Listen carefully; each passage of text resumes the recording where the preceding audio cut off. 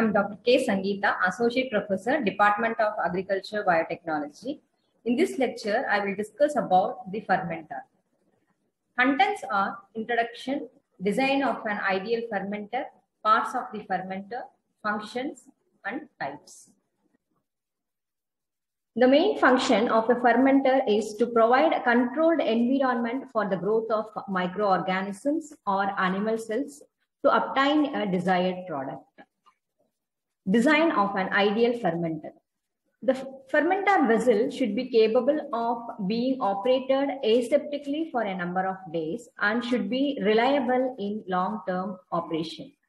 Aseptic condition maintenance is very important for the designing of an ideal fermenter because the contamination could affect the product formation that may lead to the loss. Next is adequate aeration and agitation should be provided to meet the metabolic requirements of the microorganisms, because the aerobic microorganisms would require the presence of the oxygen, and simultaneously the agitation would help in the proper mixing of the microorganisms and also the raw materials that is present inside the fermenter. However, the mixing should not cause any damage to the organism nor it also cause the excessive foam generation.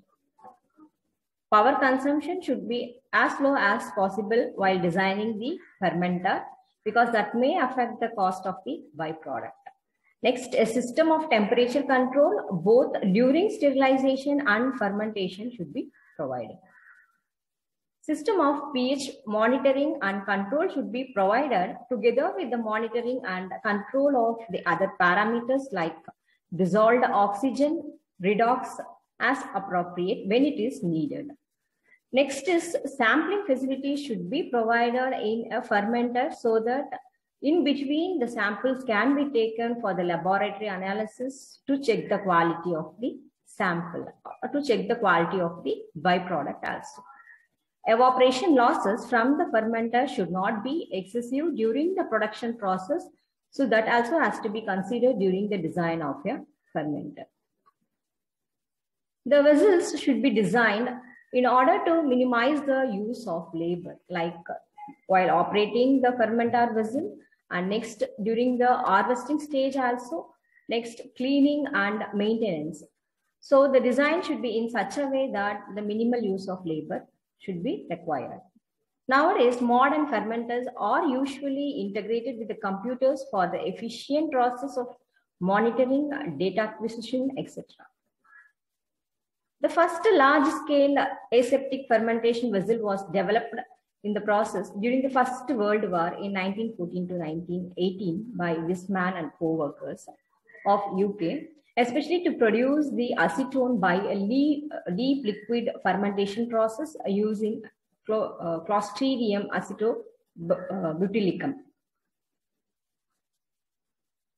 So overall, a bioreactor should provide for the following, and we have to achieve all these things, like agitation for mixing of cells and medium, aeration, aerobic fermenters for oxygen supply, regulation of factors like temperature, pH, pressure, aeration, nutrient feeding, liquid level, etc., and sterilization and maintenance of sterility, withdrawal of cells or the medium for the continuous fermentation process.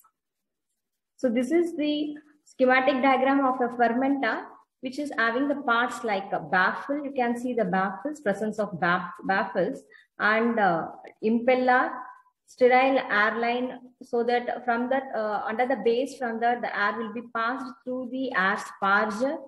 And next is the stirrer shaft seal is there at the top, and an aseptic inoculation port either for the inoculation of the microorganisms to cause the fermentation, or either also to aseptically allow to pass the raw materials and the medium to undertake the fermentation process. Also, the drain point is provided at the bottom. The drain point has been provided at the bottom to collect the byproduct material, and also sometimes sampling. You can see the sampling point at the left side of this fermenter vessel. Sampling point has been provided to collect the samples in between the process so that it can be allowed for the laboratory analysis to check the quality of the product, whether it has been fully formed or whether it is in the intermediate stage, and what is the taste, or even in case if it is what is the flavor in case of the beer production, or sometimes if enzymes, what stage the enzyme production is going on. All those to analyze all those things, sampling point has been provided at the left hand side of the fermenter vessel. And this is a diagram of a fermenter with one multi-bladed impeller. So body of the fermenter is made of glass or stainless steel.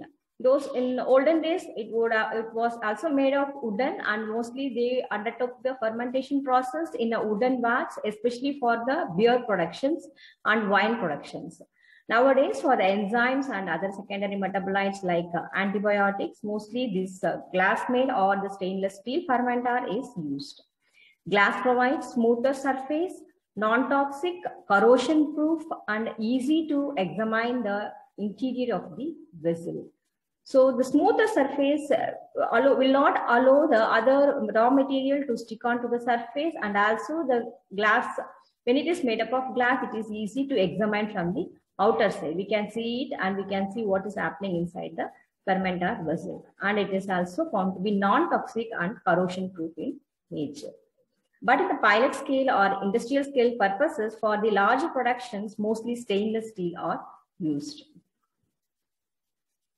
So the vessel always, when the design of the fermenter is taken into consideration, it should be constructed to ensure the smooth internal surfaces, and also that using welds instead of flange points, joints are always preferable. Next, it should also be of a similar geometry to both smaller and larger vessels in the pilot plant or plant to facilitate the scale-up process. Always the cheapest materials is preferred during the fermentation process to get to reduce the cost of the product and also to get the satisfactory results. So this is the entire schematic diagram that mostly occurs and are undertaken in a pilot scale process or a plant scale process. We can see that in the left hand side, the separate areas for the production of the raw materials, and also for the synthesis of the production of the or microorganisms. In the separate laboratory, the microorganism, the desired microorganism for the fermentation can be isolated and aseptically grown in an agar media, and then it has been prepared for the inoculation into the fermenter vessel. And similarly, at the topmost in another area, the raw material mixing is taken up, and then it has been before sending it to the fermenter, it is sterilized. It is sterilized, either batch sterilization or continuous sterilization of the raw material is carried out with the help of the steam, and then it is fed into the feed point through a pipes so that it can be connected to the fermenter vessel. Similarly, there are two ports that has been kept, that is an acid port and an anti-foam port. Acid port contains the buffers that could help to maintain the pH if any fluctuations are happening inside the fermenter. That fluctuations would be monitored through the probes.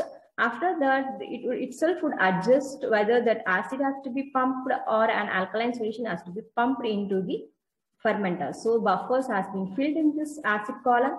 Similarly, in an anti-foam port, you can see the presence of the anti-foaming agents. So again, if any excessive foaming process is occurring, that foam is controlled with the help of these anti-foaming agents, that is sensed with the help of the probes.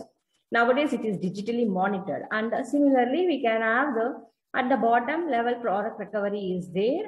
And for as the microorganisms during the aerobic fermentation, or it requires air. So air is supplied to the fermenter with the help, before supplying the air to the fermenter, it is sterilized. Especially air is mostly sterilized with the filter sterilization process or with the filtration process.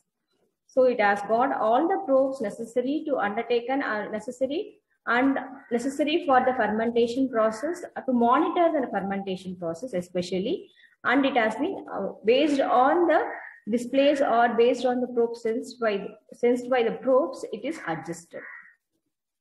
And also that you have got an gas exhaust at the top, so that as a byproduct, carbon dioxide sometimes may be produced or ammonia may be produced. Those are also released outside. So before it is released outside, sometimes it is sterilized and will be released outside to the environment. This is the schematic diagram of the fermentation that is occurring in a large scale process in the industries. So coming to this seals, so before that we saw about the fermenter vessel. That vessel is made up of mostly glass or the stainless steel, I told. At the top of this vessel, the seals will be there.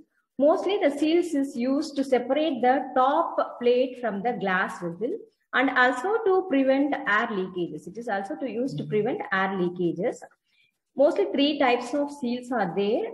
Gasket seal and lip seal and O-ring seal are there. Gasket seals are used for the glass-to-glass joints. Lip seals are used for the glass-to-metal joints. O-ring are used for the metal-to-metal joints if it is fully based on the body of the fermenter vessel. So these seals are designed. Size, nextly, the size of the fermenter. The sizes of the fermenter vary among different magnitudes based on the production and also the lab scales. It is divided into lab scale purpose or the industrial scale purpose. So mostly the microbial cell cultures, if it is grown in the lab of millimeter cube only, it is grown, and shake flask cultures under 2000 ml volume it is cultured, or it is used for the fermentation process. Laboratory fermenters 1 to 50 ml, 50 liters capacity is there. Pilot scale 0.3 to 10 meter cube, and then plant scale 2 to 500 volume. So these capacities are different capacities of the fermenters also existing. So this is the picture with the cell culture fermenter showing the fermenter of cell used for the cell culture process. It is also at the right hand side, you can see the laboratory fermenter. These are pilot scale fermenter and plant fermenters used in the industrial purposes for the productions.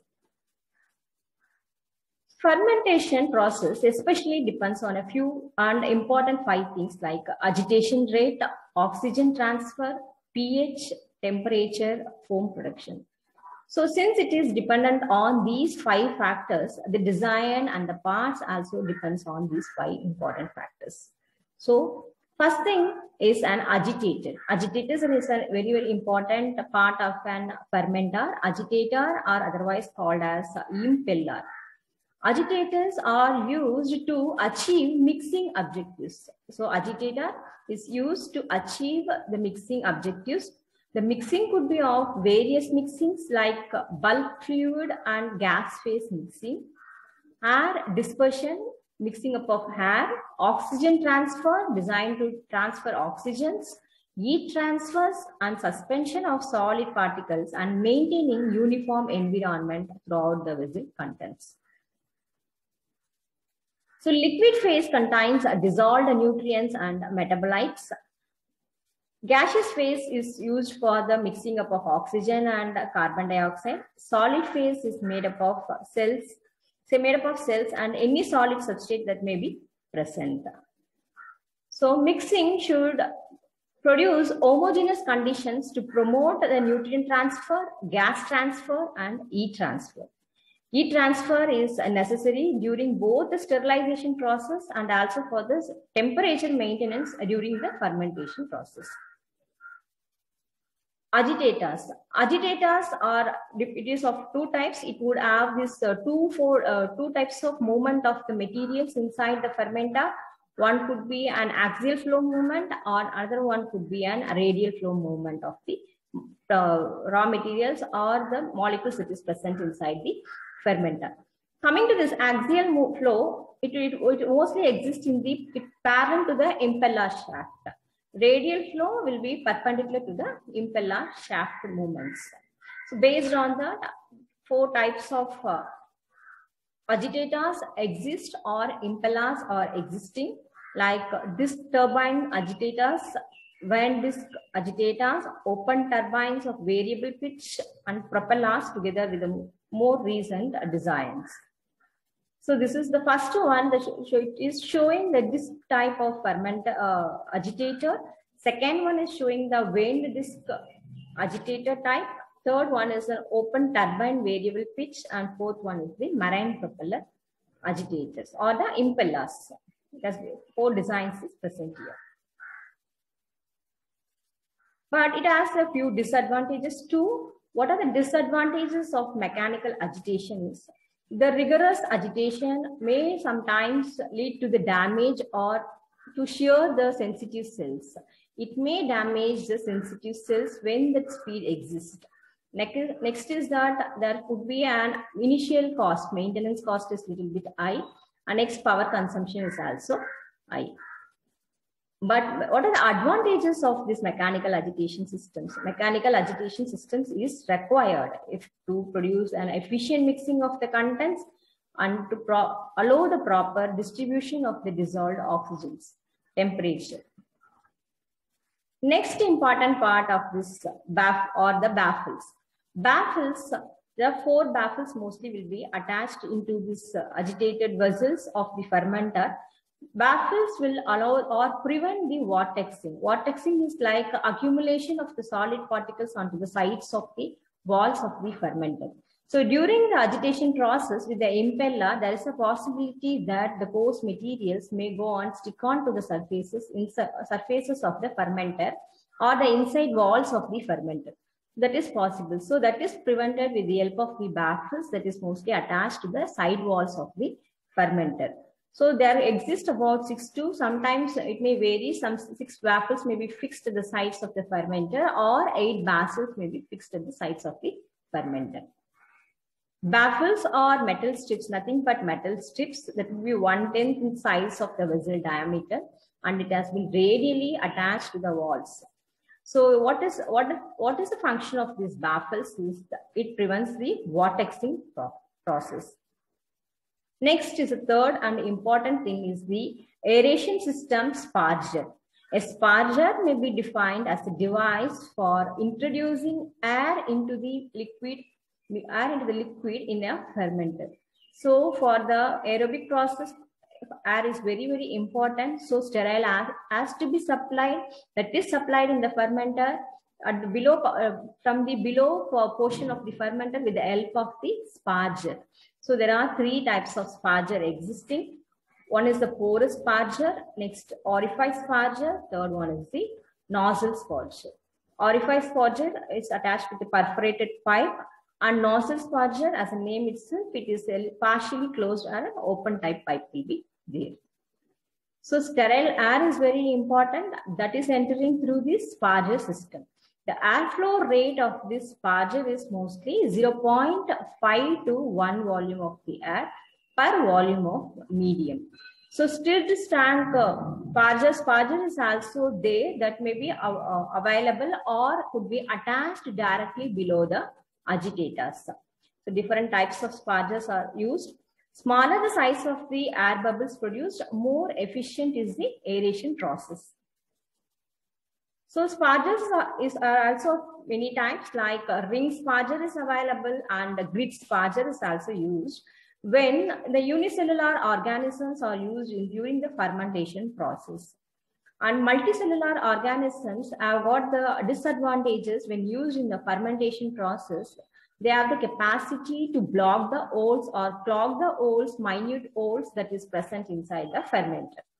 So single long pipe is the most one or the preferred one to pump the air to avoid the clogging process, or the ring spargers with orifice are always placed at the downward to avoid the clogging process in the fermenter. Next is the antifoams. Antifoams is also a very, very important criteria that has to be achieved during the fermentation process, because it will not allow if the foam formation is excess, it will not allow the proper mixing of the oxygen and the media, and also it will not allow the microorganisms to interact with the media. So antifoams are very, very necessary to reduce the foam formation during fermentation. Foaming is largely due to the media proteins that is used during the fermentation process in the raw materials. So that may cause the air broth interface that results in the unstable formations and denatures the stable foams. So next is it affects the proteolytic bacteria during this process or sometimes encourages this bacteria. If uncontrolled, the foam may block the air filters, resulting in the loss of aseptic conditions. So the main difficulty, or if excess foam is formed, is the disadvantage is the loss of aseptic conditions that may affect the byproduct or the products that may affect the products. Next is that the fermenter becomes contaminated and microorganisms will be released into the environment when the foam is taken out.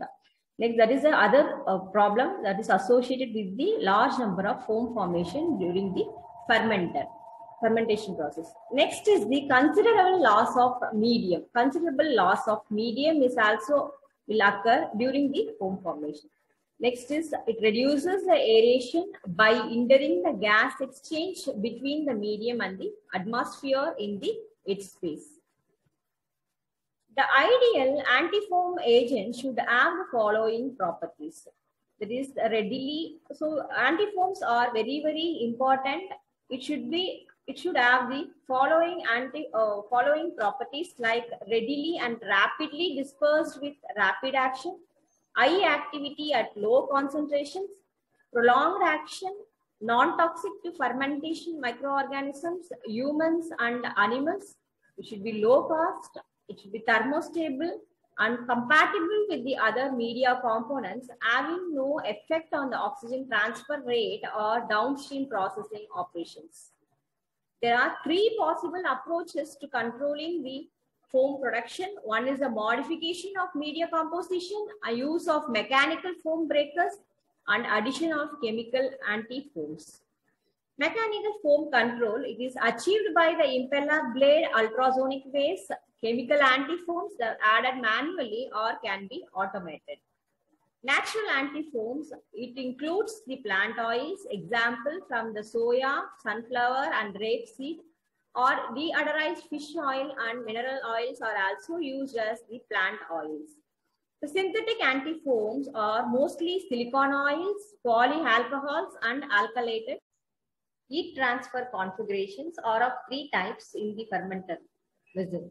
It is of external jackets type, internal coils, external surface heat exchangers.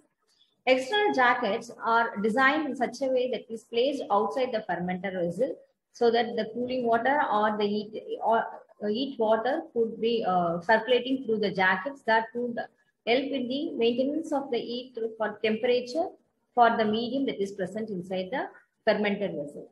Internal coils will be placed at the bottom of the fermenter vessel that lets the heats to be heating up of the fermenter medium present inside the internal vessels.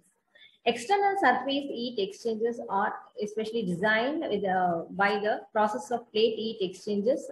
Through the plate heat exchangers, the heat will be transferred to this medium present inside the fermenter vessel. The internal coils, however, has a few disadvantages like accumulation of the microbial films on the surfaces of the coil. That itself leads to the contamination process or sometimes the alteration of the mixing patterns and the fluid velocities. Next is the valves. Valves are present. It is usually designed to control the flow of liquids and gases. Valves may be a simple on or off, or sometimes the fully open or fully closed hose control valves are also used to control the flow rates. Safety valves are present that is designed to release the built-up pressure and also to release the unwanted gases during emergencies. Safety valves are also designed and present. So these are the parts of the fermenter. Like so far, the parts of the fermenter has been discussed, and it includes these agitators and baffles, spargers, then anti-foam mechanical probes are there, mechanical baffles, and then valves and heat configurations. Types of fermenters. Nextly, in the types, there are many types available nowadays. Like these are the basic types: simple fermenters, batch continuous, fed batch fermenter, airlift or bubble fermenter, cyclone column fermenter, tower fermenter, cylindroconical fermenter. I'll discuss a few fermenters. Airlift fermenters. In that airlift, there are many types of design or there, like concentric draft tube airlift fermenter, tower loop airlift fermenter, ICI deep shaft fermenter, which is used, and next low pressure airlift fermenter. Airlift fermenters are also called as airlift fermenter with inner loop. It is used for the continuous culture fermentation process. It is designed in such a way that it consists of an internal riser tube placed inside the downcomer tube. So there is no any mechanical agitation process here carried out for the circulation of the air, or so the draft tube functions as aerated section. The air which is charged rises the liquid up and eventually flows down in the downcomer tube. So it is designed in such a way there is an automatic circulation or automatic mixing up of the air is occurring here. So there is no mechanical agitation. So this is the structure of this concentric air draft tube airlift fermenter. The design itself says that there is a downflow tube and an upflow tube is there. The diameter of the downflow tube is very narrow when compared to this upflow tube. This narrow tube design helps the movement of this upcoming media and air to pass into this downflow tube automatically. Again, the circulated or the mixed medium and the air that is getting entered into this downflow tube will be carried through this bottom nozzles to this upflow tube with baffles. So it has got an elongated, it is designed that it is an elongated non-mechanically stirred fermenter. It is a non-mechanically stirred fermenter having the aspect ratio of 6:1 for the tubular sections. So 6:1 is the diameter ratio between these tubular sections and 10:1 for the overall design, through which there always occurs an unidirectional flow of gases with a volume of 3 decimeter cube. So this one that it always supplies this sterile air is supplied through the base. Next is the tower fermenter. Tower fermenter is a very simple type and it has got an air sparger at the base. As the name itself depicts, it is the tower in shape. It will be an elongated shape. It is used for the citric acid production, organic acid. This batch fermenter is in the form of a glass column having an height to diameter ratio of 16:1. So this is the picture of an tower fermenter. Here the cooling jackets has been placed at the outer set of this tower fermenter, and also a baffle is placed at the bottom, and gas offtake is taking at the other partial corner of this tower fermenter at the top. Next is the cylindroconical vessels. It is used in the brewing of lagers and it was first proposed by Nathan. And this vessel consists of stainless steel, vertical tube. At the base, it will be in the shape of a conical type and will have a hemispherical top. The conical is placed in such a way that it has an angle of inclined at an angle of 70 degrees. And this one is used or preferable, especially for the when flocculant yeast is used. So these fermenters are used for the production of the beers. So it has got an aspect ratio of 3:1. The fermenter height is 10 to 20 meter. Operating volume is 150 to 2 lakh decimeter cube. And this one vessels are not normally an agitated one. These are both this tower fermenter and the cylindroconical fermenters are not an agitated type. Small impellers are placed in this cylindroconical fermenter when it is filled with wort materials. And in this vessel, wort is also inoculated with the yeast. The flocculant yeast is used here, Saccharomyces cerevisiae, and the fermentation process is allowed to carry out for 40 to 48 hours. Mixing is achieved here by the addition of carbon dioxide bubbles, and there is no mechanical agitation. That is the significance of this cylindroconical and the tower fermenters. So the addition of this carbon dioxide bubble or the carbon dioxide bubbles produced during this fermentation process helps to rise rapidly in the vessel and mixing process.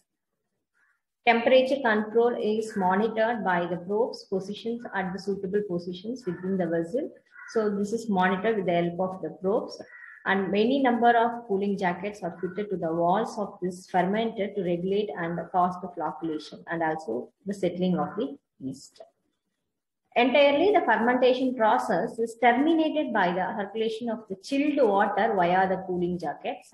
That results in the yeast flocculation or accumulation at the top. So thus it is necessary always to undertake the chilling process. So how this fermentation is stopped during this production of the beer is especially by allowing the chilled water to pass through the jackets, that is external jackets that is placed outside the tower, that is a cylindroconical fermenter. So this is also, it is necessary to select the yeast strains also. So flocculating strains will be very useful in this production of beer when we use the cylindroconical fermenters. So advantages of this vessel in brewing is it reduces the process times, increased movement within the vessels, primary fermentation and condition is carried out in the same vessel. The sedimented yeast is easily removed, and the maturing time is also reduced by gas washing with the carbon dioxide.